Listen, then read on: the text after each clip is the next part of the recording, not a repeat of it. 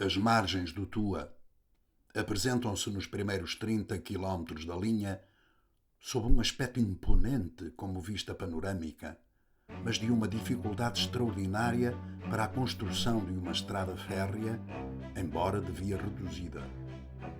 Não faz ideia dessas dificuldades extraordinárias quem for de comboio, se não olhando para a margem direita do Tua, semeada de anfractuosidades, cortadas por abruptas ravinas que se assemelham a gargantas de monstros, ou formada por extensas rochas graníticas levemente inclinadas para o monte e perfeitamente lisas, chamadas vulgarmente lisos, atestando à evidência que nunca foram pisadas pelo pé do homem.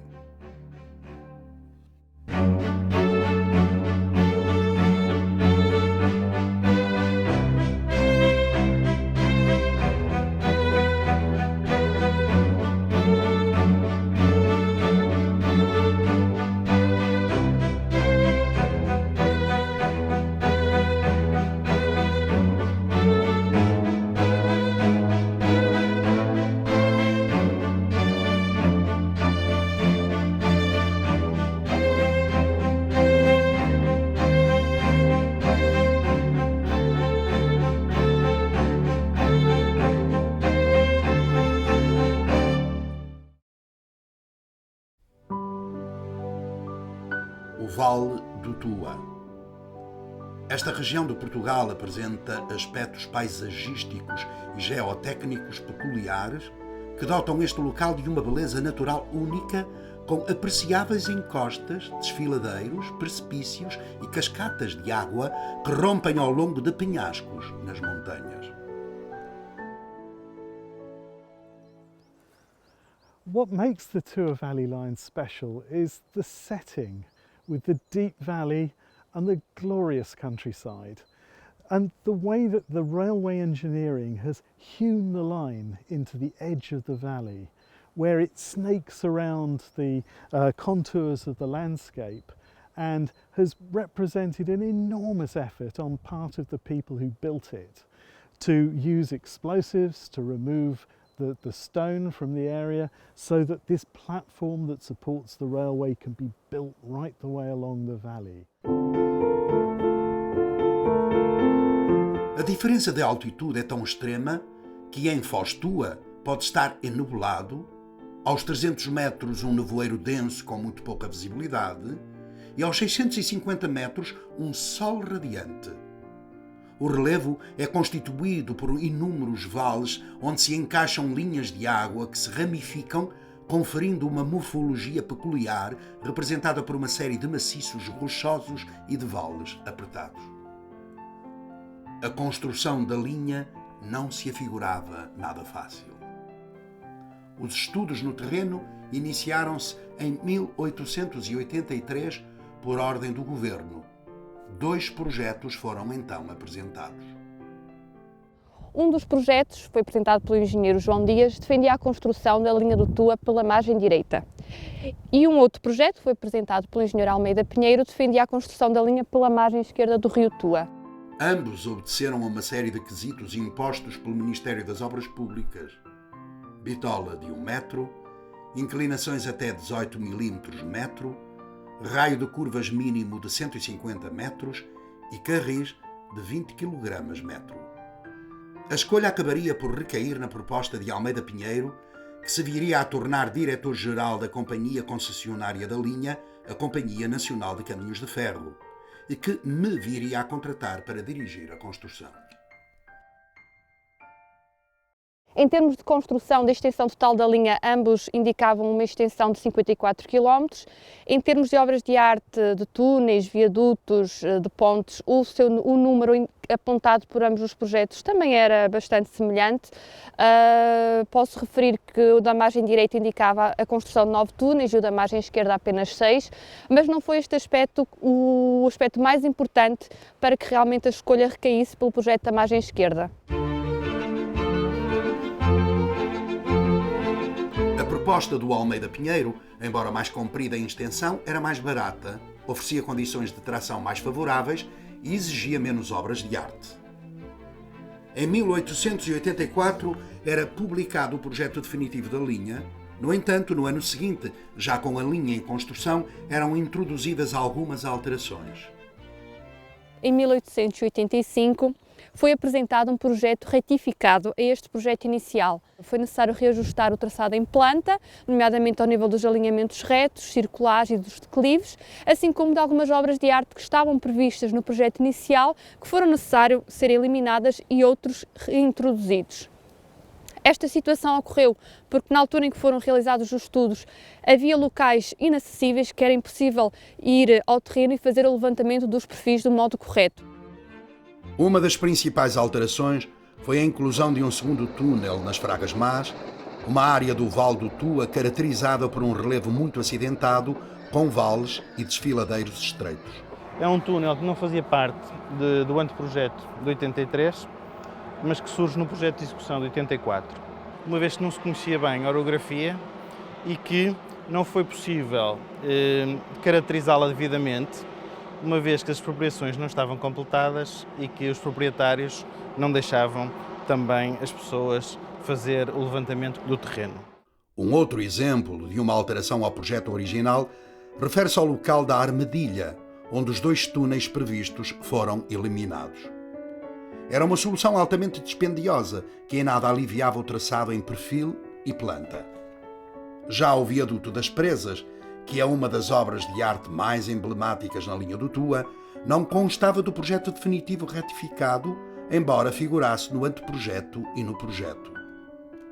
No projeto retificativo chegou a ser considerado não ser executado, portanto ser substituído por uma trincheira posteriormente e um aterro, mas chegou-se à conclusão, na altura da execução, que seria preciso um aterro muito grande, portanto um aterro de cerca de 20 metros nesta zona. Como a escarpa é muito vertical, seria preciso um muro de suporte de grandes dimensões e o custo era muito elevado e devido a isso tomaram então a decisão, que era a decisão original, de manter este viaduto para não ter de fazer estas obras de grande custo. À medida que os trabalhos iam progredindo no terreno, nós íamos reconhecendo que era necessário fazer alterações aos projetos aprovados. Por exemplo, 2 túneis em Paradela e no Amieiro acabaram por não ser construídos como estava previsto. Eles constavam do projeto retificativo, mas no caso do túnel da Paradela chegou-se à conclusão que ele não era necessário devido à caracterização adequada dos perfis transversais.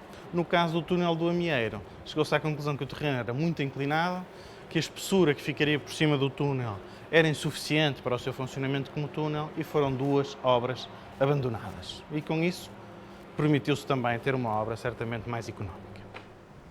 Iniciamos a segunda secção no dia 16 de outubro daquele outono rigoroso de 1884 e iniciamos a primeira secção no dia 4 de junho de 1885 sob um sol abrasador. Tivemos em média mais de 850 trabalhadores por secção e lembro-me que chegámos a ter mais de 1000.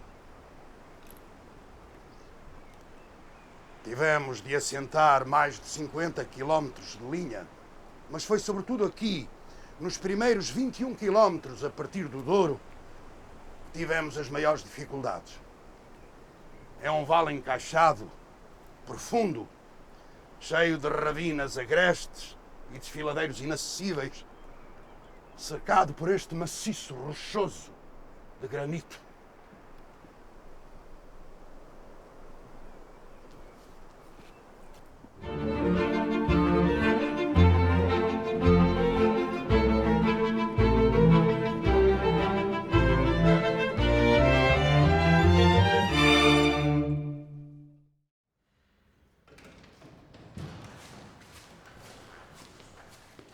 Manuel Almeida Pinheiro, obrigado, deixa eu ver isso.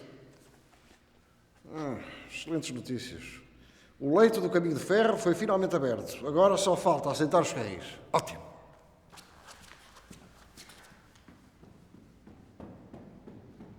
Baltazar, ouça isto. Enormes dificuldades nas fragas más e nas fresas, vencidas a custo de muita dinamite, esforço humano e animal. Formidável.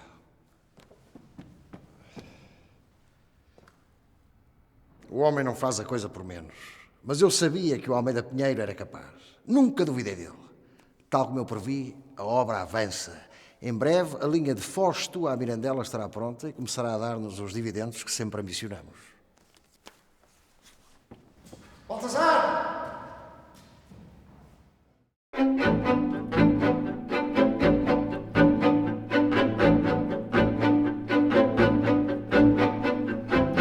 Esta é uma zona com maciços rochosos de elevada envergadura, com escarpas íngremes e agrestes. E é também, a meu ver, o precipício mais perigoso de toda a linha, uma vez que não tem base de sustentação da ferrovia, o que levou à construção daquele viaduto.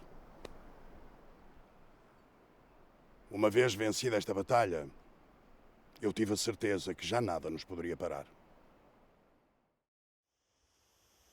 Em 1887, o Diário de Notícias dava conta das dificuldades enfrentadas pelos construtores na construção da primeira secção da linha do Tua.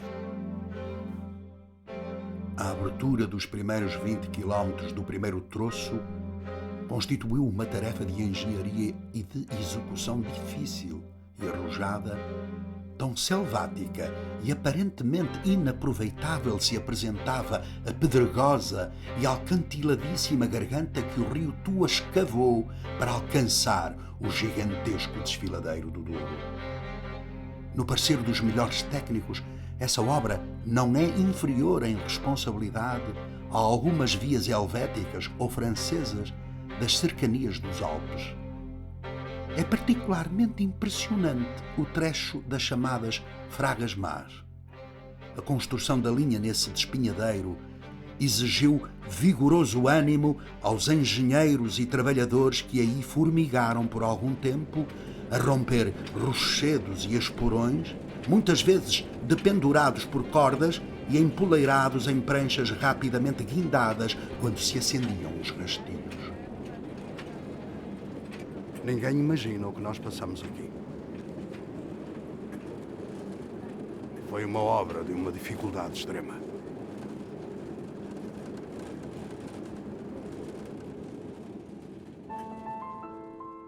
As dificuldades foram inimagináveis.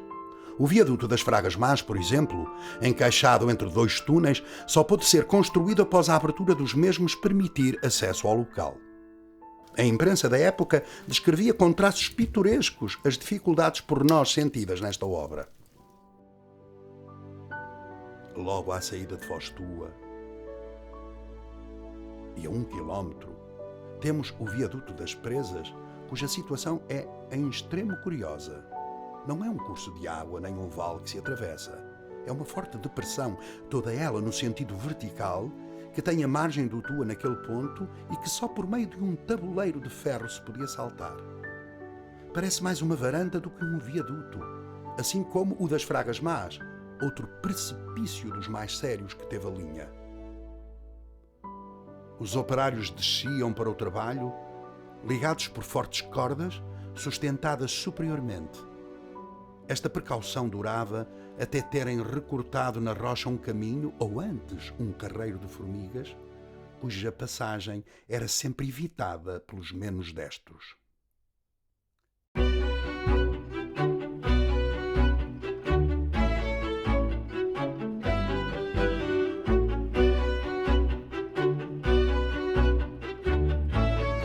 A linha do Tua é constituída por cerca de 161 muros de suporte e foi nos primeiros 21 km da linha que foram construídos 118 destes muros de suporte. Foram gastos cerca de 170 mil metros cúbicos de alvenaria de pedra para a sua execução. The line has some really interesting pieces of civil engineering where traditional techniques of terracing the landscape have been used to build supporting walls for the embankment on the other side of the valley there, supporting the railway line.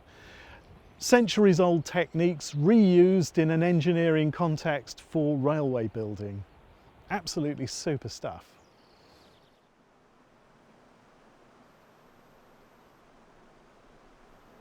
O ferro para este viaduto, o da Paradela, aliás como o das Fragas Más e o das Presas, foi trazido por veredas entre estes montes.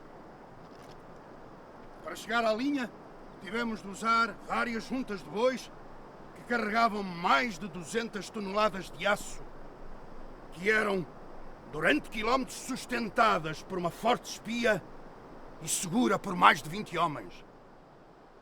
Um trabalho rude, penosíssimo, tão perigoso quanto anónimo. Estes 21 km foi realmente um trabalho de engenharia árduo, em que não existiam os equipamentos que existem atualmente. Todo este trabalho foi feito através do esforço humano e também de tração animal.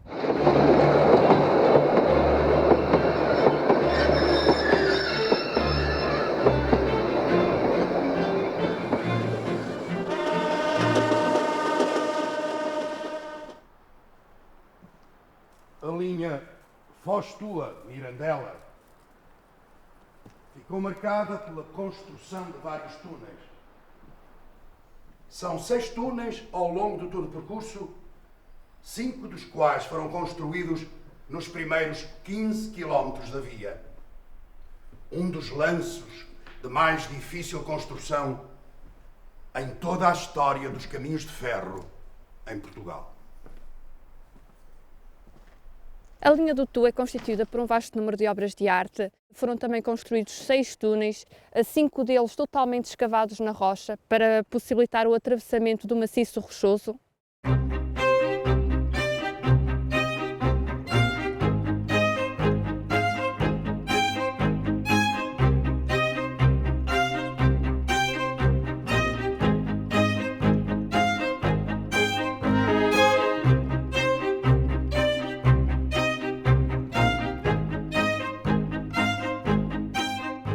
Chegados à Brunheda, as principais dificuldades de construção ficaram para trás.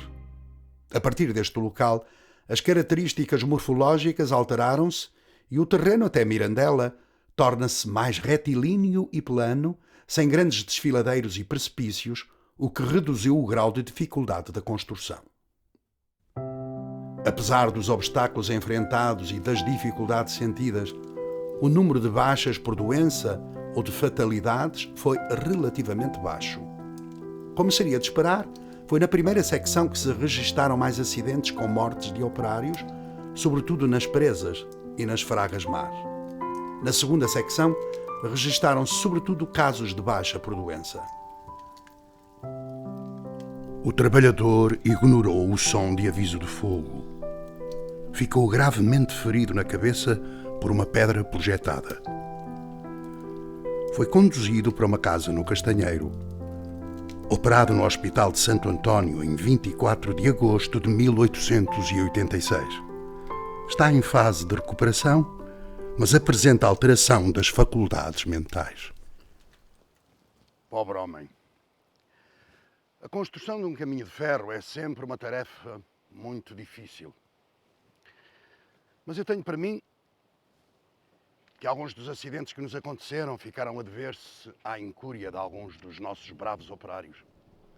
As condições não eram as melhores e a sorte nem sempre nos acompanhou.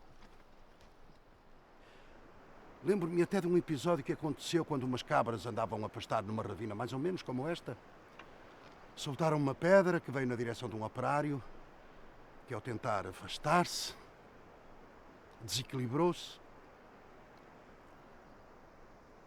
e caiu no precipício. Mais uma vida cobrada por este vale. Um preço muito elevado a pagar pelo avanço da civilização. Mas não só as mortes, ferimentos e doenças atrasaram os trabalhos de construção. Em 1886, estalou um motim no estaleiro de construção que se propagou a várias povoações do concelho de Carrazeda de Enciães. A povoação de Foz Tua foi durante longas noites o teatro das cenas mais vergonhosas e bárbaras que jamais tem produzido nesta região. Correrias contínuas, gritos aflitivos, tiroteios com cartuchos de dinamite trouxeram esta povoação sobressaltada por algum tempo e puseram em risco a vida dos seus habitantes.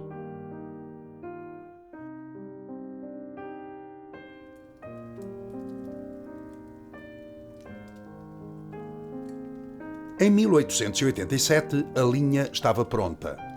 O nosso esforço transformou-se num caminho de ferro único em Portugal, com um vasto número de obras de arte, como túneis para atravessamento de maciços rochosos, viadutos para a transposição de escarpas íngremes e desfiladeiros, muros de suporte, aquedutos e pontes. O engenheiro Diniz da Mota teve um sucesso bastante considerável, como a imprensa da época relatou quando da inauguração do troço de Foz de Tua a Mirandela, e a Companhia Nacional convidou-o logo de seguida para construir a linha do Dão.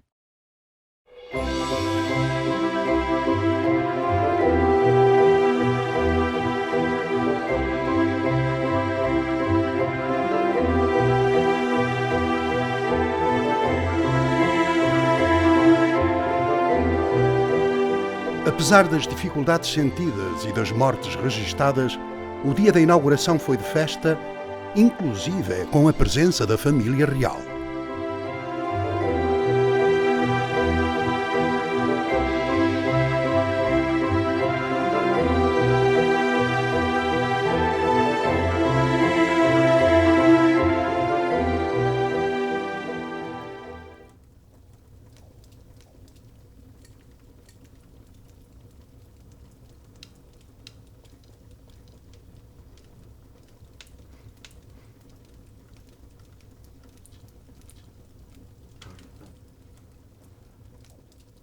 Naquela altura quiseram dar-me uma medalha pelos bons serviços prestados. Recusei-a logo. Ora essa, eu não andei naquelas faragas para receber medalhas. Filo, por amor à nossa arte, à engenharia, que é o que há de mudar a face deste nosso pobre país. O meu prémio e dos meus camaradas está lá naquele vale. Está na linha, nos viadutos, nos túneis, está, e daqui a 100 anos ainda lá estará a prestar homenagem a todo o nosso esforço, a todo o nosso engenho. Mas medalhas, medalhas, mereciam todos aqueles que andaram lá a trabalhar pendurados nos penhascos, ou que regressaram a casa, estropiados, ou dentro de um caixão. Esses, sim, eram dignos de todo o nosso reconhecimento.